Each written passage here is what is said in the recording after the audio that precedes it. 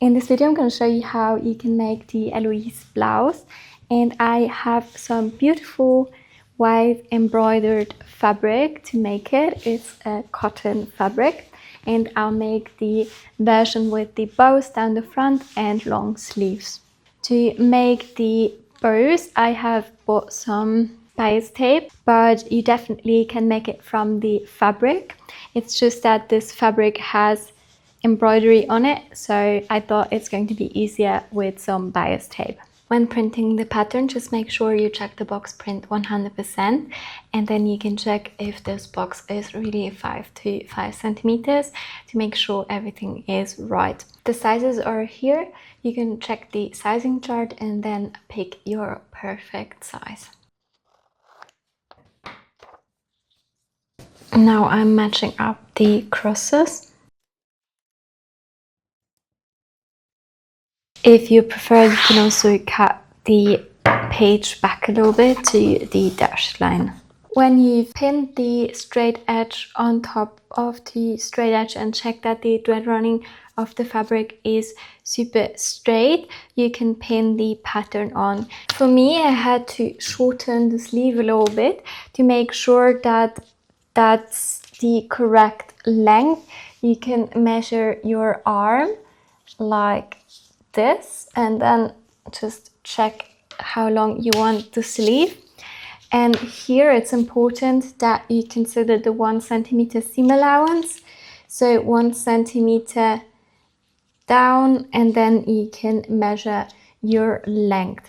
For the bottom of the sleeve you also need some seam allowance if you want to fold it up and hem it. But I want this cutout finish from the fabric, so I am not going to add any seam allowance down here. The seam allowance is already in the pattern, so you can just cut. When you're cutting darts, always make a little bit of a triangle like this, so that the seam allowance will lie flat. Now for the facing, I'm using the iron-on fabric, and when you feel the fabric you can feel the glue dots. So just make sure that the right side of the facing is facing upwards and the glue dots are facing towards the backside where you want it to iron on. You can also skip this part, but it just makes the piece a little bit nicer. For the darts, I am marking them on the left side of the fabric, and I'll do the same on the other side. You can also use transfer paper and the wheel, which is really nice, but I only have white transfer paper, so it's not going to help me with this fabric today. When taking off the pattern of the sleeve, be sure to mark the front of the sleeve quickly so you can find it easily again. Then I'm ironing on the iron-on fabric. Here I'm starting at the tip and pinning the darts like this, the pins facing this direction with the heads. And like this, you can pin all the darts now. I am now also pinning the facing.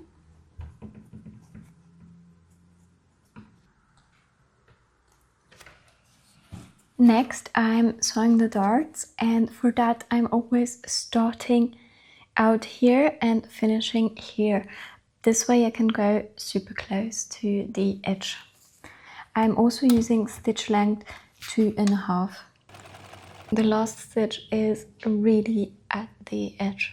This I'm doing for all the darts now. With 1 centimeter seam allowance, I'm also sewing together the facing. Again, doing a few back stitches. And I'm also taking the sleeve, and at the top from here to here, I am making a stitch with a longer stitch. Here I'm not going to do back stitches because this is a stitch to gather the fabric. Leaving the threads a bit longer, and it should look something like this. but I have only started about here and on the other side as well. You can iron the darts upwards, and I'm also quickly ironing from the other side. In the back piece, you can iron the darts towards the middle. Then you can also iron the seam allowance of the facing, and this you want to do towards the back. Taking the back piece with the nice side facing upwards, I'm taking the two front pieces and pinning the shoulders together. Here the nice side of the front piece is facing the nice side of the back piece, so it's inside. With 1 centimeter seam allowance and stitch length 2.5, I am now sewing together the shoulders. Also here doing a few back stitches. If you have a serger, you can use the serger, and if not, you can just use a zigzag stitch across the edge. But I'm doing that for the shoulder seam, and this I'm doing from the back. The seam allowance of the shoulder seam I'm ironing to the front, again from both sides, and also for both shoulders. I have marked the front side of the sleeve, and I'm matching this to the front of the body. The nice side of the fabric facing the nice side of the fabric, and I'm matching up the seam here, and I'm also matching up the seam on this side.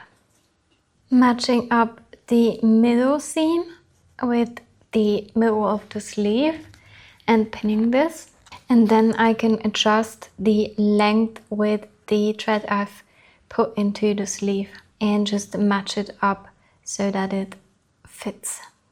And I'm pinning it together.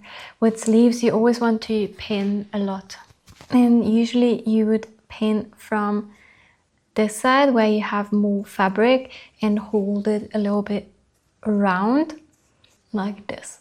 If you want to make sure and you're not so confident that it turns out nicely if you're going to just sew it like this, you can also use a needle and some thread and just sew it together loosely, and then you can sew it together with the machine, so you are really sure that it's not gonna move. But I'm going to just pin it a lot, and then I will sew it together like this. Sewing in the sleeves, I'm also keeping the gathered part to the top so that I can check that it's going to be nice and clean and it doesn't have any folds that would be distracting. So I'm just gonna start here, and here I'm also using stitch length 2.5 with 1 centimeter seam allowance at the start, and at the end I'm doing a few back and forth stitches. This might be a little bit tricky. I think that was a thing in the atelier that we've had to open up a few times in the beginning, but just take your time and go slow. I am sewing above my pins, and this might not be the best option. If you want to sew above your pins, you really have to go slow, otherwise you can break your sewing machine needle. But I like it like this because then I know that the fabric is not gonna move. You can also, as I said before, just use some thread and a needle and sew it on quickly by hand in loose stitch, but not too loose so that it just holds really nicely. And then you can take out the pins, and then you're also sure that everything lies nice and flat. And now I'm almost in the middle, which means there is the seam allowance of the body, and here I actually have to check that it's facing the right direction. Now it's actually in the wrong, so I'm folding it into the right direction, and then I just go above. The sleeves are in, and now I'm overlocking the seam I've just sewn, just finishing off the edge, and that I do for both sleeves. I am ironing the seam allowance of the sleeve into the sleeve now.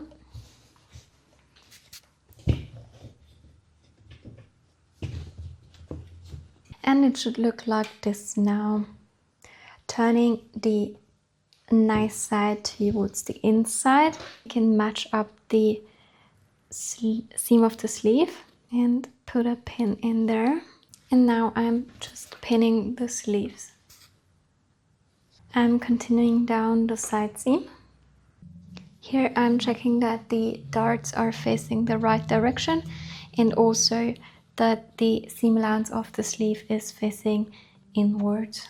When you've pinned both sides, you can then sew it together with 1 centimeter seam allowance and just make sure that the seam allowance of the dart is facing upwards and the seam allowance of the sleeve is facing towards the sleeve. At the start and at the end, I'm doing a few back and forth stitches and I'm using stitch length 2.5.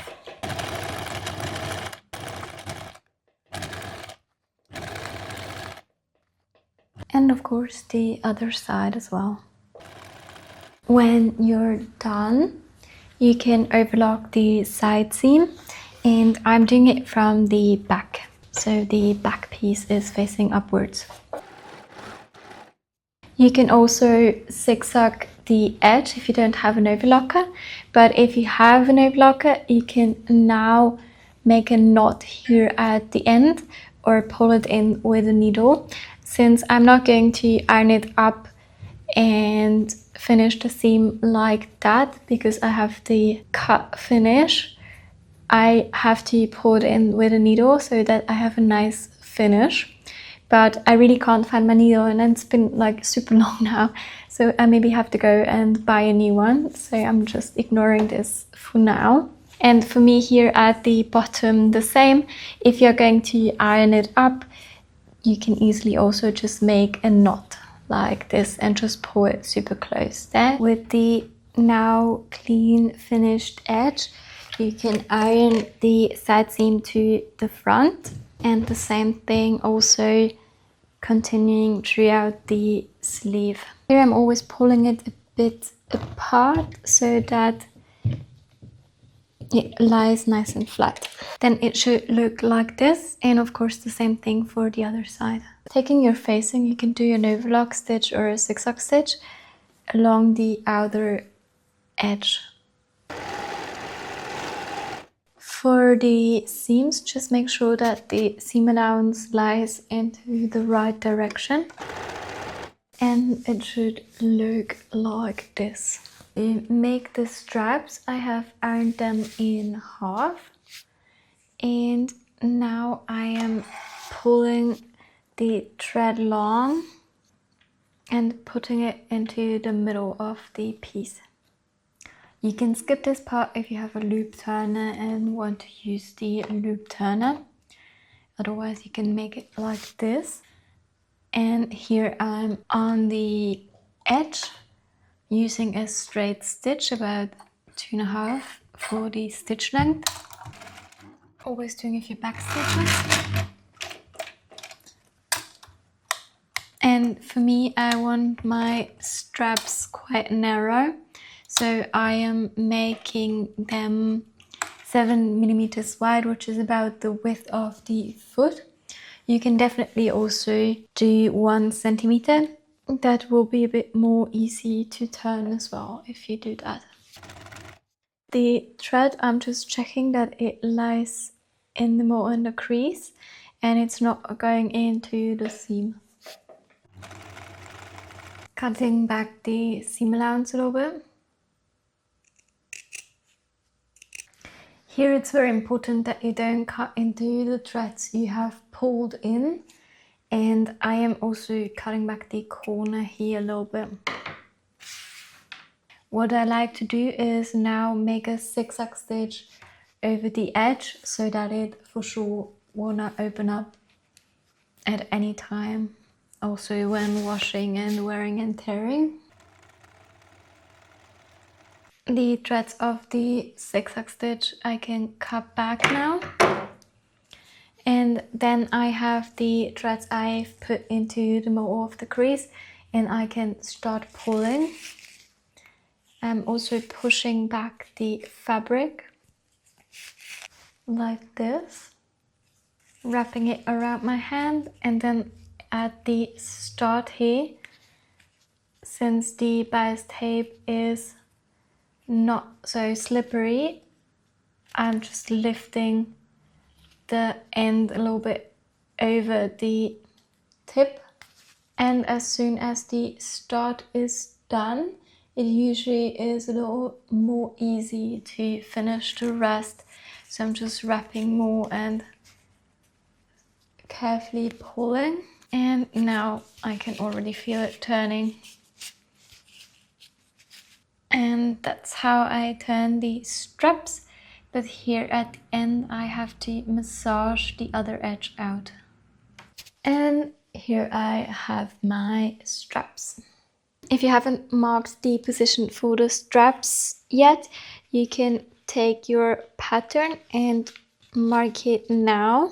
And I initially designed this with 3 straps. The other 2 pieces I made before, and you've maybe seen they are with 3, but I want this time 4, so 8. So I'm like remeasuring and adding the straps now.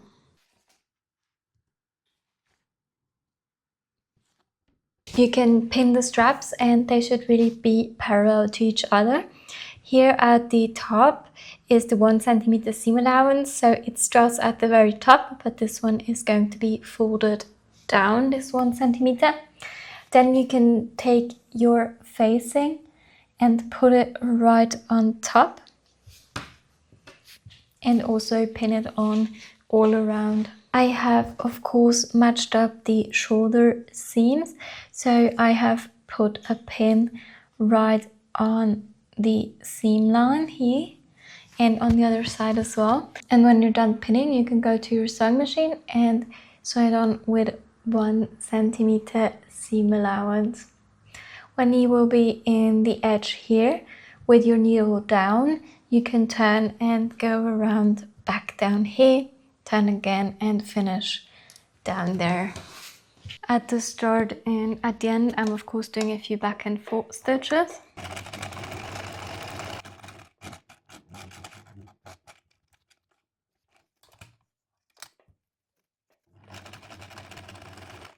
If you are this far now, you can go to your overlocker and overlock the edge, or if you don't have one, just do a zigzag stitch across the edge. When you're overlocking, you usually leave the threads long, that they don't open up while you're working on it, and then when you want to finish them, you pull them in or you make a knot. But since I'm going across here, I can just cut them off, and the new overlock thread will just keep it together. So you don't have to knot all of them, especially when they go into a seam again, or if like a finished seam, you can just cut them off. But I wouldn't cut them too short while you're working on it, because until you finish the seam, they would just kind of open up. Also here, just check that the seam allowance are lying into the right direction as always. Success, I found my needle, so I'm pulling in the overlock threads.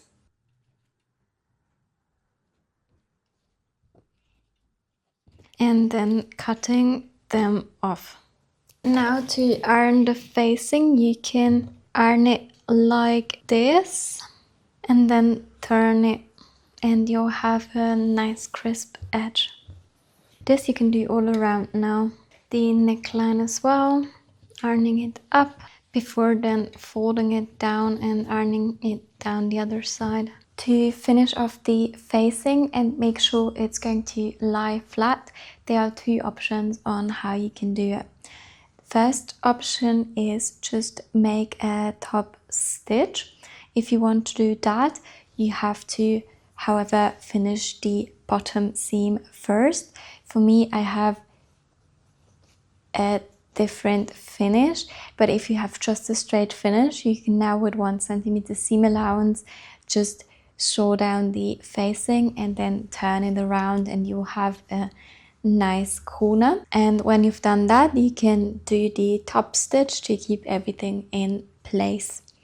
You then also can do the bottom seam and just iron it up and sew it down nicely. For the other option that is going to be invisible, you can do a top stitch along the edge on the facing. Here you have to make sure that the seam allowance is ironed towards the facing, and you can just follow the edge here. And then you will stop about here, and then you can start again here. This corner is going to be too tight to get around, but it's not too bad if it's not done here, because you can pull it out nicely with the strap in this position.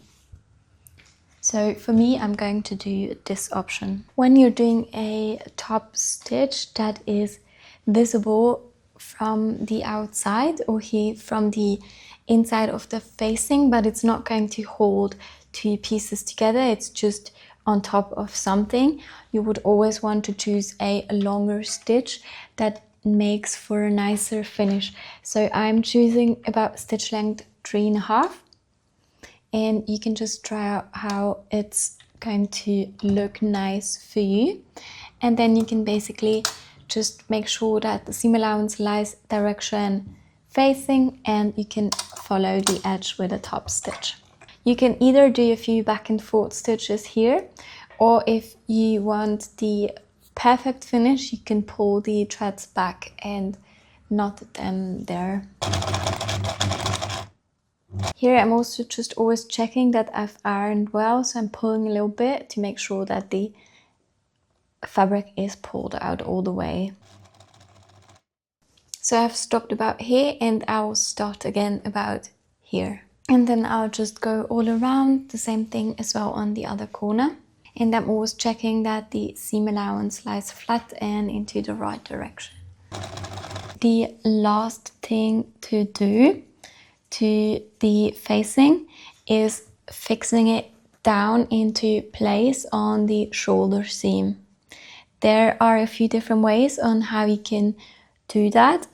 You can either do it by hand here, or you can also just grab the seam allowance of the main piece and the facing, and then you can do a few stitches here with your sewing machine, or you can also just pin it in place and stitch in the edge here, so that's invisible and right in the edge, but it will hold the facing down. I'm going to just do this version where I'm pulling the seam allowance up and then stitching this part together, pinning it in place, and then I'll do a few stitches here. Now like this, it lies nice and flat and doesn't move anymore. Same thing for the other side. I am finished with my blouse now, but if you have not hemmed your sleeves yet and your bottom seam, you can do an overlock stitch across the edge or a zigzag stitch alternatively, and then iron it up and do a top stitch. You can also adjust that always to the length you have and just iron up more or less depending on how long you would want your blouse to be.